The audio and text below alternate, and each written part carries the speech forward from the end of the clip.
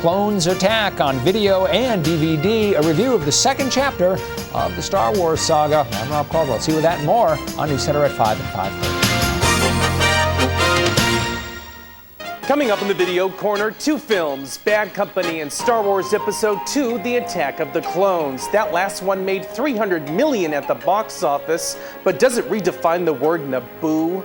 My reviews of each coming up on News Center. Well, up next on News Center, now that the sun has come out from behind the rain clouds, just how long is it going to stick around? The forecast is next. And later, Bangor Daily News movie critic Christopher Smith doesn't attack the clones, but he has a few choice words about some of the humans in Star Wars Episode 2. His review is coming up. Next, Christopher Smith's got Star Wars on DVD. He's watching Yoda go to town with that lightsaber. He's in the video corner with News Center 2 at 5:30 continues. And finally, two movies that came out over the summer are now out on video and DVD. And to hear Bangor Daily News critic Christopher Smith tell it, both flicks are bad to the clone. Welcome to the video corner. This week, Anthony Hopkins and Chris Rock bankrupt Bad Company. And in Star Wars Episode 2, The Attack of the Clones, George Lucas proves he could put his name on something as compelling as a telephone book and still draw an audience. Wait for confirmation. Okay, that's it? All right. From this point on, only you will be able to access your computer. In Bad Company, Anthony Hopkins and Chris Rock star in an action comedy about the potential of nuclear war in New York City. Sound like fun? It isn't. But the film's bad timing isn't its only downfall.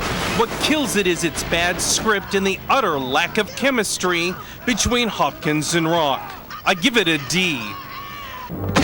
Unfortunately, things aren't much brighter in Attack of the Clones. Set 10 years after The Phantom Menace, the film is certainly great to look at and it has a few exciting scenes, but it's mostly soulless, focusing on the creation of a separatist movement that will destroy the Republic, and also on the budding love affair between Hayden Christensen's Anakin Skywalker and Natalie Portman's Senator Padme Amidala. But I was thinking... Hold on a minute. Excuse me. I was thinking I would stay in the Lake Country. There's some places up there that are very isolated. Excuse me. I'm in charge of security here, milady. And excuse me, but what bogs this movie down are these two who have all the passion and sexual tension of the DNA that created that other clone, Dolly the sheep. I give the film a C+. Oh, did he have to drag Dolly into it?